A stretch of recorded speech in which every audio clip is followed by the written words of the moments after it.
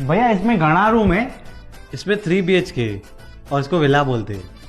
अच्छा, इधर रंधना किधर है? रंधना सेठ, ये रंधना क्या होता है?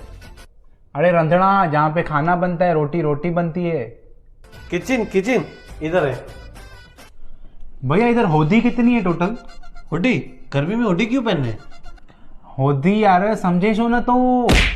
थोड़ा अच्छे से एक्सप्लेन करिए ना, क्या बोल रहे हैं?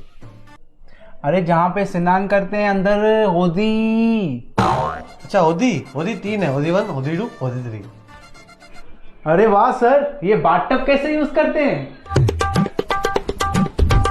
सर ये टब है, यहाँ पे रुक के बात करो। भैया इतने बाथरूम कौन सा है, इंडियन या English? English. You can walk in English, you can talk in English, you can shit in English. भैया ये स्विमिंग पूल में जाने का कितना आगे? चार्जेस क्यों होंगे सर?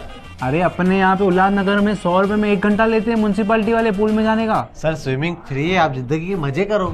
भैया आज जुम्मा है, इधर पानी और लाइट चालू रहेगा ना? हाँ सर, क्यों? अरे हम लोग के यहाँ पे लाइट पानी जुम्मा को बंद हो जाता है।